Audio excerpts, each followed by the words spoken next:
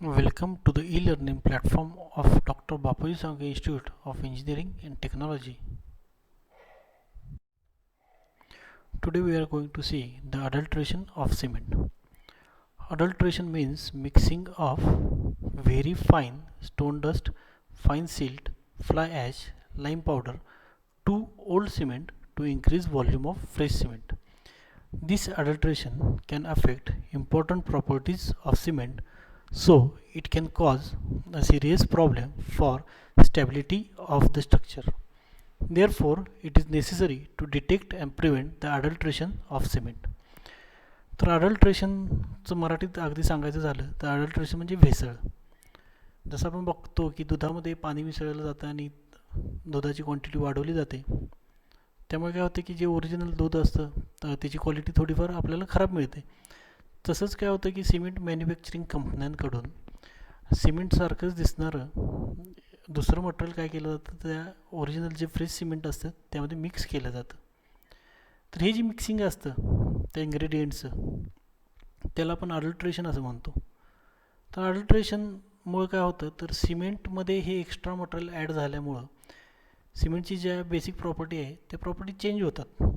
त्यामुळं काय होतं की त्याला स्ट्रेंथचा प्रॉब्लेम येतो ऑटोमॅटिकली. त्यामुळं ते जे स्ट्रक्चर आहे त्या स्ट्रक्चरच्या स्टॅबिलिटीला पण प्रॉब्लेम येण्याची शक्यता असते. ते स्ट्रक्चरला डॅमेज करू शकतो. अशा सिमेंटपासून तयार केलेलं कॉन्क्रीट हे त्या स्ट्रक्चरला डॅमेज करू शकतं. मग अडल्ट्रेशन करताना म्हणजे ते सिमेंटमध्ये भेसळ करताना त्यामध्ये काय काय ॲड केलं जातं तर ते म्हणजे स्टोन डस्ट फ्रॉम क्वेरीज. म्हणजे तुम्ही जर का क्रशिंग प्लांटला गेला असाल तर तिथं अगदी बारीक स्टोन पावडर मिळते. म्हणजे त्या दगडाची अगदी बारीक व्हाईट कलरची बुकटी असते ती त्यामध्ये ॲड केली जाते. किंवा फ्लाय ॲश असेल, बरं आहे, जिथं कोलचं बर्निंग होतं, कोळसा दगडी कोळसा जिथं जाळला जातो त्याची जी काय राख मिळते त्याला आपण फ्लाय ॲश असं म्हणतो. ती फ्लाय ॲश सिमेंटमध्ये ॲड केली जाते. काही काही वेळेला ओल्ड सिमेंट जे असं सिमेंट बॅग्स की ज्याची एक्सपायरी डेट ही होऊन गेलेली आहे, तर असे सिमेंटसुद्धा काय केलं जातं फ्रेश सिमेंटमध्ये ॲड केलं जातं. त्याशिवाय लाईम पावडर म्हणजे चुना पावडर आपण त्याला म्हणतो, आणि फाईन सिल्ट म्हणजे अगदी बारीक रेती जी काय आहे ती त्या सिमेंटमध्ये ॲड केली जाते. त्यामुळे काय होतं तर सिमेंटची क्वालिटी खराब होते आणि ऑटोमॅटिकली त्या कॉन्क्रीटची क्वालिटी पण खराब होते. तर आता आपल्या साईटवरती जेव्हा आपण ॲज अ साईट इंजिनियर म्हणून काम करतो त्यावेळी ते सिमेंट चांगल्या क्वालिटीचं आहे की नाही हे चेक करणं गरजेचं असतं. मग ते चेक करण्यासाठी थोड्या फील्ड टेस्ट आपल्याला माहीत असणं गरजेचं आहे. त्या फील्ड टेस्ट कोणत्या कोणत्या आहेत तर पहिली म्हणजे काय तर open the bag and observe the cement, there should not be any visible lumps. जर का फ्रेश सिमेंट असेल तर त्या सिमेंटमध्ये कुठल्या गाठी झालेल्या तुम्हाला आढळणार नाहीत. पण ते जर का जुनं सिमेंट असेल तर त्या सिमेंटमध्ये तुम्हाला अशा सिमेंटच्या गाठी झालेल्या आढळतील. ते कशामुळे होतं तर मॉइश्चरमुळे होतं. हवेतल्या मॉइश्चरमुळं त्या सिमेंटमध्ये गाठी झालेल्या आपल्याला आढळतात. तर त्या तसंच there should not be any lumps present inside that cement. त्यानंतर सेकंड काय आहे the colour of cement should be uniformly greenish. तर त्या सिमेंटचा कलर जो काय आहे तो ग्रीनिश पाहिजे, म्हणजे शेवाळी रंगाचं ते सिमेंट आपल्याला दिसलं पाहिजे. त्यामध्ये जर का अडल्ट्रेशन केलेलं मटेरियल जास्त असेल तर आपल्याला हा ग्रीनिश कलर दिसत नाही. त्यानंतर third insert your hand into the cement bag, it should feel cool in nature. आपला जो काय हाताचा पंजा आहे तो सिमेंट बॅग ओपन केल्यानंतर त्यामध्ये इन्सर्ट करायचा आहे, तर आपल्या हाताला कूल फिलिंग आलं पाहिजे. ठीक आहे. त्यानंतर फोर्थ आहे rub the cement between index finger and thumb, there should not be any gritty feeling and it should be feel smooth. म्हणजे काय तर आपल्याला थंब आणि त्यानंतर इंडेक्स फिंगर यामध्ये काय करायचं आहे की ते सिमेंट चिमटीमध्ये पकडायचं आहे, त्याला असं रब करायचं आहे. रब केल्यानंतर आपल्या हाताला स्मूथ फिलिंग आलं पाहिजे. तिथे जर का ग्रेटी फिलिंग आलं म्हणजे खरबरीत असं फिलिंग आलं तर याचा अर्थ काय तर ते सिमेंट चांगल्या क्वालिटीचं नाही आहे. त्यानंतर fifth throw the cement on the bucket of water, the cement should float on water while impurities sink down at bottom. आपल्याला एक मूठभर सिमेंट घ्यायचं आहे हातात, त्यानंतर एका बकेटमध्ये पाणी घ्यायचं, त्या पाण्यावरती हे सिमेंट टाकायचं आहे. जर का सिमेंट चांगल्या क्वालिटीचं असेल तर ते त्या पाण्यावरती फ्लोट होतं, त्या पाण्यावरती तरंगतं. पण जर का त्यामध्ये इम्प्युरिटीज असतील तर त्या इम्प्युरिटीज काय होतात त्या पाण्याच्या तळाशी जाऊन जमा होतात. त्यानंतर सिक्स आहे prepare cement paste and put it inside the rectangular mould, then after removing the mould the cement paste cake should have sharp edges. म्हणजे आपल्याला काय करायचं आहे की एक रेक्टँग्युलर मोल्ड घ्यायचा आहे, त्या मोल्डमध्ये काय करायचं याची सिमेंट पेस्ट तयार करून ती फिल करायची आणि थोड्या वेळानंतर तो मोल्ड आपल्याला रिमूव्ह करायचा आहे. आतमध्ये जो क्यूब तयार होतो आहे ते क्यूबचे ज्या काही एजेस असतील ते एजेस सगळ्या शार्प पाहिजेत, म्हणजे दिसायला ते एकदम चांगल्या पद्धतीनं दिसल्या पाहिजेत. त्यानंतर लास्ट आहे ते म्हणजे the cement should not B oily in nature, म्हणजे जे सिमेंट आहे ते आपल्या हाताला चिकटलं नाही पाहिजे, ते नेहमी ड्राय पाहिजे. ऑइली नेचरमध्ये असेल तर याचा अर्थ असा आहे की ते सिमेंट चांगल्या क्वालिटीचं नाही आहे, आपण हात झटकल्यानंतर सगळं सिमेंट निघालं पाहिजे. तर ह्या ज्या आहेत त्या बेसिक टेस्ट आहेत just to check the quality of the cement at site. The storing of cement at site, हे सिमेंट फक्त चांगल्या क्वालिटीचं मिळवणं आपल्याला गरजेचं नाही, ॲट द सेम टाईम आपल्याला ते व्यवस्थित पद्धतीनं स्टोअर करण्याचं पण गरजेचं आहे. जर का आपण स्टोअर प्रॉपरली केलं नाही तर ते सिमेंट खराब होण्याची शक्यता असते, बरं आहे. ते स्टोअर करताना काय काय आपण प्रिकॉशन्स घेतल्या पाहिजेत तर त्या महत्त्वाच्या आहेत. तर पहिली म्हणजे काय, the cement should be stored in special water tight shed with dry and damp proof door, waterproof walls and leak proof roof. तर यामध्ये काय आहे की सिमेंट स्टोअर करताना आपण जी प्लेस सिलेक्ट करतो आहे, म्हणजे जे गोडाऊन असेल ते वॉटर टाईट पाहिजे, त्याचा पाण्याशी कुठेही संपर्क आला नाही पाहिजे, त्याचे जे काही वॉल्स असतील किंवा वरचे स्लॅब असेल त्याला कुठेही ओलावा वगैरे नसला पाहिजे, बरोबर आहे. अशा ठिकाणीच आपण सिमेंटचं स्टोअर करायचं आहे. त्यानंतर सेकंड काय, the stocks of cement bags should be placed at the distance at least 30 centimetre away from the walls. ज्यावेळी आपण सिमेंट बॅग प्लेस करतो आहे त्या वॉलपासून म्हणजे भिंतीपासून साधारणतः 30 सेंटीमीटर अंतरावरच ठेवायला पाहिजे. कशासाठी, कारण की जर का त्या भिंतीला डॅम्पनेस आला, ओलावा आला असेल तर त्यामुळे त्या सिमेंट बॅगमध्ये तो पसरून त्यातलं सिमेंट हे हार्ड होण्याची शक्यता असते, ती खराब होण्याची शक्यता असते. A stock should content maximum 15 bags, म्हणजे ज्यावेळी आपण सिमेंट बॅग एकावरती एक रचत असतो तेव्हा ते मॅक्सिमम 15 बॅगच एकावरती एक ठेवल्या पाहिजेत. त्याच्यापेक्षा जर काही जास्त ठेवल्या तर त्याच्या लोडमुळं ज्या बॉटमला आपण प्रोव्हाइड केलेलं असतं, प्लेस केलेलं असतं, त्या सिमेंट बॅग्स फुटण्याची शक्यता असते. The width of the stock should not be exceed 3 metre. ज्यावेळी आपण सिमेंट बॅग एका बाजूला एक असे ठेवत असेल तर त्याची विड्थ ती साधारणतः 3 मीटरपेक्षा जास्त नसली पाहिजे, बरोबर आहे. 3 मीटरपर्यंत आपण काय करायला पाहिजे, ते सिमेंट बॅग्सचं प्लेसिंग केलं पाहिजे. Bag should be stocked on the raised platform with sufficient aisles for the movement between row of stocks. Cement बॅगचं ज्यावेळी स्टोरेज केलं असेल तर तुम्ही ऑन साईट पण बघितलं असाल की सिमेंट बॅगचं स्टोरेज हे आहे ते ग्राउंडवरती करत नाहीत, तर आपल्याला त्यासाठी एक स्पेशल प्लॅटफॉर्म केला जातो. काही काही वेळेला आपल्याला लोखंडी पत्र आहे ते शीट्स प्रोव्हाइड केलं जातं, काही काही वेळेला आपल्याला वुडन प्लॅटफॉर्म प्रोव्हाइड केला जातो. तो ग्राउंड फ्लोअरपासून त्याची थोडीशी हाईट जास्त ठेवली जाते आणि त्याच्यावरती काय केलं जातं, सिमेंट बॅगचं स्टोरेज केलं जाते.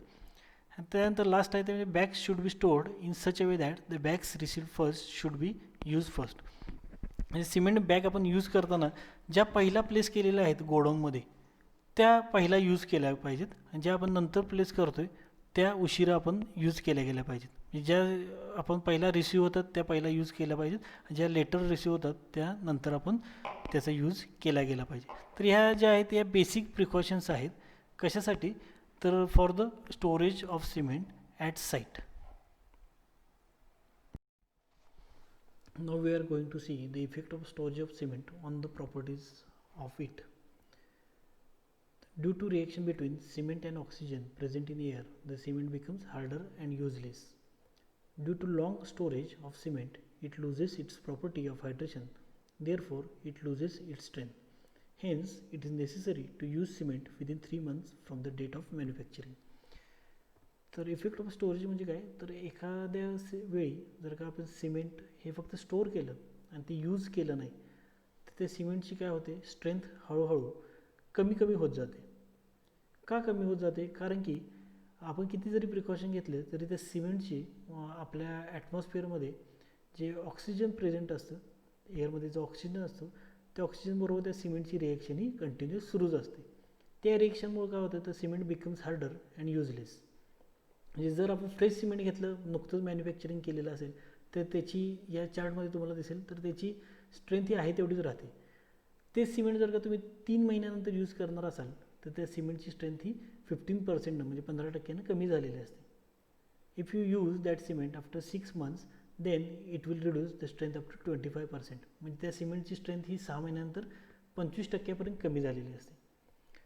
ते जर का आपण सिमेंट 1 वर्षानंतर वापरणार असेल मॅन्युफॅक्चरिंग डेट नंतर तर त्याची स्ट्रेंथ ही साधारणतः 40% कमी झालेली असते. आणि if you use the cement after 2 years after the date of manufacturing it will reduce the strength up to 52%. म्हणजे आपण फक्त स्टोअर करून ठेवलं आणि 2 वर्षानंतर ते जर आपण यूज करणार असेल तर त्या सिमेंटची स्ट्रेंथ ही 52% कमी झालेली असते. त्यामुळे it is advisable to use the cement between the 3 months after the date of manufacturing. म्हणजे आपण सिमेंट बॅग्स आल्यानंतर त्याची मॅन्युफॅक्चरिंग डेट बघणं गरजेचं आहे आणि ते जे सिमेंट आहे ते 3 महिन्याच्या आतच काय केलं गेलं पाहिजे, यूज केलं गेलं पाहिजे. अदरवाईज काय होणार आहे, त्याची स्ट्रेंथ कमी होते. तर types of cement. Types of cement. तर टाईप्स ऑफ सिमेंटमध्ये हे आपल्याला ऑर्डिनरी पोर्टलँड सिमेंट माहीत आहे की नॉर्मली आपण फक्त ऑर्डिनरी पोर्टलँड सिमेंट हे सगळीकडे वापरलं जातं, त्याला आपण OPC असं म्हणतो. पण त्याशिवाय इतर टाईपचे सिमेंट पण काय केले जाते, गरजेनुसार मॅन्युफॅक्चरिंग केले जाते. म्हणजे आता यामध्ये तुम्हाला त्या सिमेंटची नावं लक्षात ठेवणं गरजेचं आहे, त्या नावांमध्येच त्याचा अर्थ आहे. तर पहिला आहे तो म्हणजे रॅपिड हार्डनिंग सिमेंट, त्यानंतर second low heat cement, pozzolana Portland cement, sulphate resisting cement, blast furnace slag cement and white cement. तुमच्या सिलेबसला हे टोटल 6 टाईपचे सिमेंट्स आहेत. तर त्यातला पहिला जो सिमेंट टाईप आहे त्याला आपण रॅपिड हार्डनिंग सिमेंट असं म्हणतो. तर रॅपिड हार्डनिंग म्हणजे काय, तर अशा टाईपचं सिमेंट की ज्याला स्ट्रेंथ लवकर मिळते, जे लवकर हार्ड होते, म्हणून त्याला रॅपिड हार्डनिंग सिमेंट असं म्हणतो. ते पहिलं आपण वाचून घेऊया. This cement contains higher percentage of C3S and lower percentage of C2S. Due to excess percentage of C3S, the rate of hydration becomes faster and it generates more strength as compared to ordinary Portland cement. Due to excess amount of heat evolution, it is not suitable for mass concreting work, that is for concrete dams. Rapid hardening cement develops the strength within 3 days, which is equal to strength of OPC after 7 days. तर rapid hardening cement म्हणजे काय, तर जसं आपल्याला माहिती आहे की box compounds असतात की ज्यामध्ये ट्राय कॅल्शियम सिलिकेट्स असते, डाय कॅल्शियम सिलिकेट्स असते, टेट्रा कॅल्शियम सिलिकेट्स असते, त्यानंतर टेट्रा कॅल्शियम ॲल्युमिनो फेराईट असते, बरोबर. तर यामध्ये जेव्हा आपण रॅपिड हार्डनिंग सिमेंटचं मॅन्युफॅक्चरिंग केलं जाते त्यावेळी त्यामध्ये C3S म्हणजे ट्राय कॅल्शियम सिलिकेट्स याचं पर्सेंटेज जास्त असते आणि C2S म्हणजे डाय कॅल्शियम सिलिकेट्स याचं पर्सेंटेज हे कमी असते. मग C3Sचं पर्सेंटेज जास्त असल्यामुळं ती जी हायड्रेशन प्रोसेस असते, जे the reaction with water, it become faster. ती रिएक्शन फास्ट झाल्यामुळं त्या सिमेंटला स्ट्रेंथ लवकर मिळते. पण ॲट द सेम टाईम जेव्हा आपण रॅपिड हार्डनिंग सिमेंट यूज करतो त्यावेळी त्यातून बाहेर पडणारी जी काही हीट असते ती हीट अगदी मोठ्या प्रमाणात बाहेर पडते, बरोबर आहे. त्यामुळं काय होतं की अशा टाईपचं सिमेंट जे काय आहे ते शक्यतो जिथं मास कॉन्क्रिटिंग वर्क असते, म्हणजे कॅनलचं काम असेल किंवा डॅमचं काम असेल किंवा रोडचे पेमेंट्स असतील, अशा ठिकाणी हे सिमेंट आपण यूज करू शकत नाही, कारण की त्यातून बाहेर पडणाऱ्या हीटचं पर्सेंटेज हे जास्त असते, बरोबर आहे. पण जर का आपल्याला लवकर स्ट्रेंथ हवी असेल, म्हणजे ऑर्डिनरी पोर्टलँड सिमेंट यूज केल्यानंतर जी 7 दिवसानंतर स्ट्रेंथ मिळते ती रॅपिड हार्डनिंग सिमेंटला आपल्याला फक्त 3 दिवसातच मिळते. आलं लक्षात. त्यातलं पहिलं जे आहे ॲप्लिकेशन्स जे आहे ते म्हणजे कोल्ड वेदर कंडिशन्सला, म्हणजे जिथं आपल्याला फ्रॉस्ट डॅमेज आपल्याला अवॉइड करायचं असेल. फ्रॉस्ट डॅमेज म्हणजे काय, जर आपण ऑर्डिनरी पोर्टलँड सिमेंट यूज केलं, त्याचं कॉन्क्रीटिंग तयार केलं आणि ते प्लेस केलं, तर त्यातलं जे काही वॉटर आहे ते वॉटर फ्रीजन होते, म्हणजे ते गोठून जाते, बरोबर आहे. त्यामुळे काय होते की कॉन्क्रीटची क्वालिटी खराब होते. मग ते अवॉइड करण्यासाठी आपल्याला कोल्ड वेदर कंडिशन्सला normally rapid hardening cement use केलं जाते. This cement is also used where former needs to be removed early for use. म्हणजे जिथं आपल्याला समजा मल्टी स्टोरी बिल्डिंग असेल तर त्यामध्ये समजा आपल्याला लवकरात लवकर कन्स्ट्रक्शन करायचं असेल तर ऑर्डिनरी पोर्टलँड सिमेंट आपण यूज करणार असेल तर आपल्याला ॲटलिस्ट 7 दिवस त्याचं फॉर्मवर्क म्हणजे त्याला जे सपोर्ट दिलेलं असतं ते त्या ठिकाणी प्लेस करणं गरजेचं आहे. पण तेच जर का रॅपिड हार्डनिंग सिमेंट आपण यूज केलं तर ती स्ट्रेंथ आपल्याला 3 दिवसात मिळते. त्यामुळे आपण ते फॉर्मवर्क त्याच्या वरच्या फ्लोअरला यूज करू शकतो, ठीक आहे. आणि जिथं रोड मेंटेनन्स वर्क आहे, समजा हायवे असतील, नॅशनल हायवे असतील, तर ते रोड आपण जास्त काळासाठी ब्लॉक करू शकत नाही. जिथं आपल्याला रोड मेंटेनन्सचं काम आहे अशा ठिकाणीच फक्त काय केलं जाते, रॅपिड हार्डनिंग सिमेंटपासून तयार केलेलं कॉन्क्रीट यूज केलं जाते. The second type of the cement is the low heat cement. आता याच्या नावावरून तुम्हाला लक्षात येईल की यामधून हीट जी बाहेर पडते त्याचं प्रमाण एकदम कमी असते, त्यामुळे याला आपण लो हीट सिमेंट असं म्हणतो. This type of cement was first manufactured in USA in 1930 for the use in mass concreting such as concrete dams. In this cement, C2S proportion is increased and C3S proportion is decreased. Therefore, the evolution of heat is very less as compared to the rapid hardening cement. A reduction of temperature will also retard the chemical reaction of hardened cement, and it will further reduce the evolution of the heat. Therefore, low heat cement will gain strength slowly, but the ultimate strength achieved after 28 days will be same as OPC. This type of cement is mainly useful in mass concreting such as dams, nuclear power plants and sea structures. तर आपण याआधी जो rapid hardening cement जो type बघितलेला त्यामध्ये काय होतं तर C3S पर्सेंटेज जास्त होतं जे ट्राय कॅल्शियम सिलिकेटचं आणि C2S म्हणजे डाय कॅल्शियम सिलिकेट्स याचं पर्सेंटेज कमी होतं. त्यामुळे काय झालेलं तर त्यामध्ये ती रिएक्शन फास्ट होत होते आणि त्यातून मोठ्या प्रमाणात हीट बाहेर पडत होती, बरोबर आहे. पण त्याला स्ट्रेंथ होती ती लवकर मिळत होती.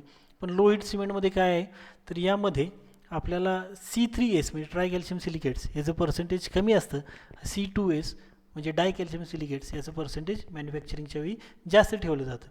यामुळे काय होतं की ज्यावेळी आपण हे सिमेंट ॲट साईट कॉन्क्रिटिंग करताना यूज केलं जातं त्यावेळी त्याची जी काही रिएक्शन असते म्हणजे आपण हायड्रेशन प्रोसेस म्हणतो ती रिएक्शन एकदम स्लो असते आणि ती स्लो झाल्यामुळे काय होतं की त्यातून बाहेर पडणारी हीट पण एकदम कमी असते. त्यामुळे काय होतं की आपण कमी हीट या टाईपचं जे काही सिमेंट आहे ते आपण मास कॉन्क्रिटिंग वर्कला की जिथं आपल्याला मोठं कॉन्क्रिटिंगचं काम करायचं आहे म्हणजे ते डॅमची साईट असेल, कॅनलची साईट असेल किंवा रोड कॉन्क्रीट रोड पेमेंट्स असतील अशा ठिकाणी काय केलं जातं तर लो हीट सिमेंट यूज केलं जातं. याची इनिशियल स्ट्रेंथ म्हणजे 3 दिवसानंतरची स्ट्रेंथ जर का बघितली तर ती स्ट्रेंथ कमी असते. पण जर का आपण ऑर्डिनरी पोर्टलँड सिमेंटबरोबर याचं कम्पेअर केलं तर 28 दिवसानंतर मिळणारी स्ट्रेंथ ही लो हीट सिमेंटची आणि ऑर्डिनरी पोर्टलँड सिमेंट दोन्हीची स्ट्रेंथ ही सेम असते. मग अशा टाईपचं सिमेंट कुठं वापरलं जातं तर मी सांगितलं त्या पद्धतीनं या टाईपचं सिमेंट हे वापरलं जातं ते म्हणजे न्यूक्लिअर पॉवर प्लांट्सला वापरलं जातं, रोड पेमेंट्सला वापरलं जातं. त्याशिवाय सी स्ट्रक्चर म्हणजे जे ब्रिजेस वगैरे जे काय असतात त्यासाठी पण या टाईपचं सिमेंट हे यूज केलं जातं. त्यानंतर next is pozzolana Portland cement. It is old construction material which does not have any cementing or binding property, but when they are finely grinded, it reacts with calcium hydroxide to form compound having binding property. For manufacturing of pozzolana cement, pozzolana materials such as shales, volcanic ash, pumice stone, or fly ash are used. The pozzolana constituents should be used within the range of 10 to 15% of the cement. This cement produces less heat of hydration and the properties are same as low heat cement. तर याला PPC असं पण म्हणलं जाते. PPC म्हणजे काय तर Portland पोझोलेनिक cement किंवा पोझोलेना पोर्टलँड सिमेंट.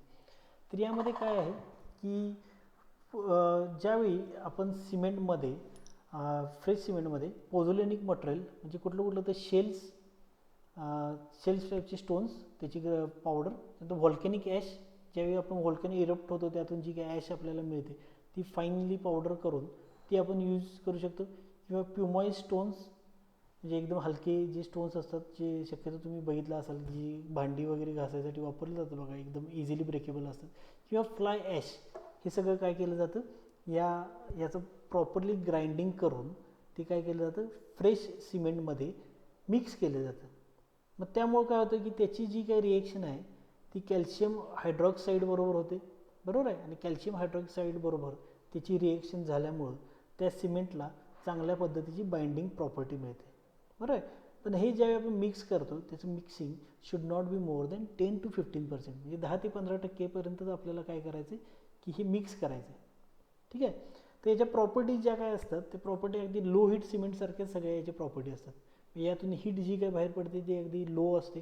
त्याशिवाय याला स्ट्रेंथ एकाच वेळी सगळी स्ट्रेंथ मिळत नाही.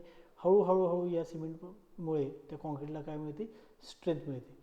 याचा उपयोग काय होतो तर जे आपलं फ्लॅश वगैरे आहे ते आपण ॲज अ सिमेंटिंग मटेरियल म्हणून पण यूज करू शकतो along with the normal cement, ठीक आहे. तर अशा टाईपच्या सिमेंटला काय म्हणायचं तर पोझोलेना पोर्टलँड सिमेंट. त्यानंतर next sulphate resisting cement. The sulfates, especially magnesium sulfates, present in dissolved for attack ordinary Portland cement. These magnesium sulfates reacts with free calcium hydroxide and calcium aluminate in the concrete. It causes expansion and disruption of the concrete. Its properties get affected, and this phenomenon is known as sulfate attack. To remedy sulfate attack, sulfate resisting cement is manufactured by reducing C3A, means tricalcium aluminates, and C4AF, means tetracalcium aluminoferrites.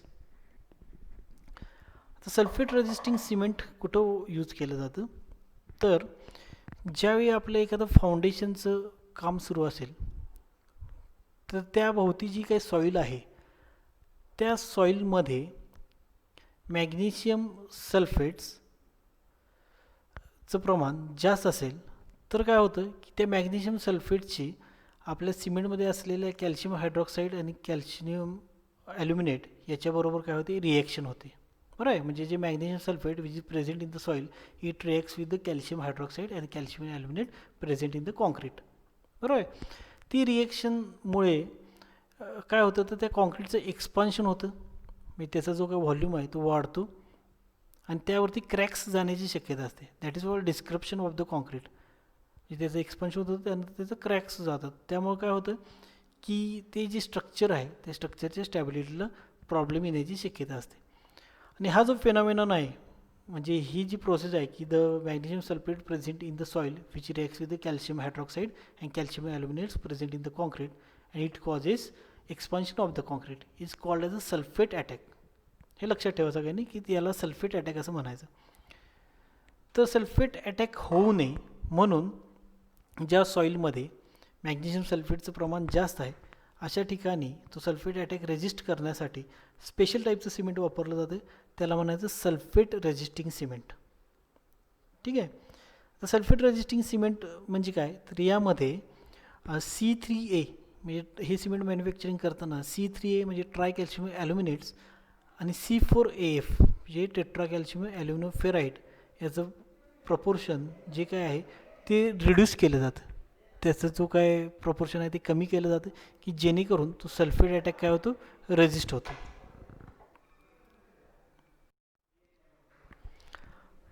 Blast furnace slag cement. Slag from a blast furnace is actually a waste product, but it can be profitably used for the manufacturing of the cement. This cement is similar to OPC and only gains the full strength later. This cement is quite economical compared to ordinary Portland cement. The blast furnace slag must be rapidly cooled to obtain granulated slag which has solidified as a glass. If slag is not rapidly cooled, then it will form a crystalline crust structure which is useless in manufacturing cement. This cement is resistant to sulfate attack and other chemical attacks. त्याचं field application आहे ते म्हणजे this cement is mainly used in the marine construction. तर आता blast furnace slag म्हणजे काय, तर आपल्या MIDCमध्ये वगैरे तुम्ही आयरन मॅन्युफॅक्चरिंग जे काय प्लांट्स आहेत ते तुम्ही बघितले असेल की जिथं काय केलं जातं की मेटलचं बर्निंग केलं जातं, त्याचं बॉइलिंग केलं जातं आणि ते मेटलचं मॅन्युफॅक्चरिंग झाल्यानंतर त्यामध्ये जे रॉ मटेरियल असतं त्यामध्ये ज्या इम्प्युरिटीज असतात त्या इम्प्युरिटीज काय केल्या जातात, सेपरेट केल्या जातात. बरोबर आहे, तर त्या इम्प्युरिटीजला आपण स्लॅग असं म्हणतो. म्हणजे जे प्युअर मेटल आहे ते सेपरेट होतं आणि त्यातल्या इम्प्युरिटीज आहेत ते बाजूला ड्रेन आउट केल्या जातात. बरोबर आहे, त्याचे जे मोठे मोठे फर्नेस असतात, फर्नेस म्हणजे मोठे बॉयलर्स, त्या बॉयलर्समध्ये काय केलं जातं की त्याचं ब्लास्टिंग करताना त्याचं बर्निंग करताना काय केलं जातं की इम्प्युरिटीज सेपरेट केल्या जातात. त्या इम्प्युरिटीजला स्लॅग असं म्हणलं जातं. तर हे जे स्लॅग आहेत ते रॅपिडली कूल करणं गरजेचं असतं. म्हणजे ते स्लॅग बाहेर पडल्या त्याचं कूलिंग केलं जातं अंडर वॉटर आणि त्याच्यापासून ते त्यानंतर त्याचे जे आपल्याला फॉर्म्स मिळतात ते फॉर्म्स काय होतात, आपण ग्राइंडिंग केलं जाते आणि ग्राइंडिंग केल्यानंतर त्याचं ऑर्डिनरी पोर्टलँड सिमेंटबरोबर त्याचं मिक्सिंग केलं जाते आणि ते जे सिमेंट आहे त्या सिमेंटला आपण ब्लास्ट फर्नेस स्लॅग सिमेंट असं म्हणतो. तर हे जे सिमेंट आहे हे च्या प्रॉपर्टीज ह्या same as a sulphate resisting सिमेंटसारख्या असतात. जिथं मरीन स्ट्रक्चर आहे म्हणजे आपल्याला पाण्याच्या अंडर वॉटर कन्स्ट्रक्शन करायचं असेल त्यावेळी हे अशा टाईपचं सिमेंट काय केलं जातं, यूज केलं जातं. The last type of the cement is the white cement. The grey color of the OPC, that is ordinary Portland cement, is due to the presence of iron oxide in the cement, and by keeping the content of the iron oxide very low, white cement is manufactured. It requires suitable type of raw material and special precautions to be taken during manufacturing.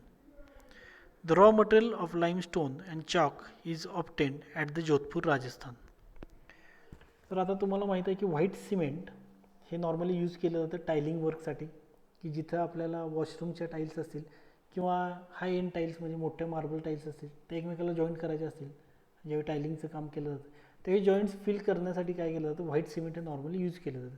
त्याशिवाय तुम्ही interior डेकोरेशनचा part जर का बघितला तर आतलं जे काही fall ceiling वगैरे आहे त्या ठिकाणी पण व्हाईट सिमेंट यूज केला जातो इंटेरियर पर्पजसाठी. तर हे जे व्हाईट सिमेंट आहे ते कसं मॅन्युफॅक्चरिंग केलं जातं, तर ऑर्डिनरी पोर्टलँड सिमेंटचा कलर जो काय आहे तो ग्रे कलर असतो किंवा ग्रीनिश कलर असतो. तो कशामुळे, तर त्यामध्ये आयर्न ऑक्साईडचं पर्सेंटेज हे जास्त असतं. व्हाईट सिमेंट मॅन्युफॅक्चरिंग करताना काय केलं जातं, तर हे जे आयर्न ऑक्साईडचं पर्सेंटेज आहे ते रिड्यूस केलं जातं आणि ते रिड्यूस करून आपल्याला व्हाईट सिमेंट प्रोड्यूस करता येतं. पण हे व्हाईट सिमेंट प्रोड्यूस करणं हे थोडं डिफिकल्ट असतं, कारण की त्यासाठी लागणारं जे काही रॉ मटेरियल आहे ते रॉ मटेरियल चांगल्या क्वालिटीचं असणं गरजेचं आहे. त्याशिवाय प्रॉपर प्रिकॉशन्स घेणं पण गरजेचं आहे.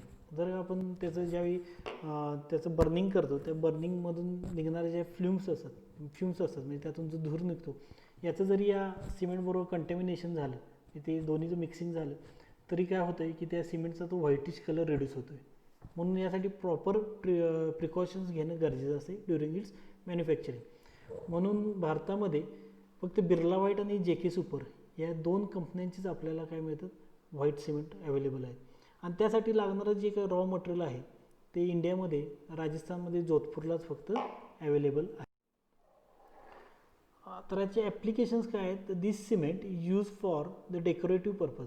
जिथे डेकोरेटिव्ह पर्पज आहे आपल्याला जॉईंट्स जर का आपण ऑर्डिनरी पोर्टलँड सिमेंट यूज केलं तर आपल्याला ते जॉईंट्स विजिबल होतील, आरामात दिसतील.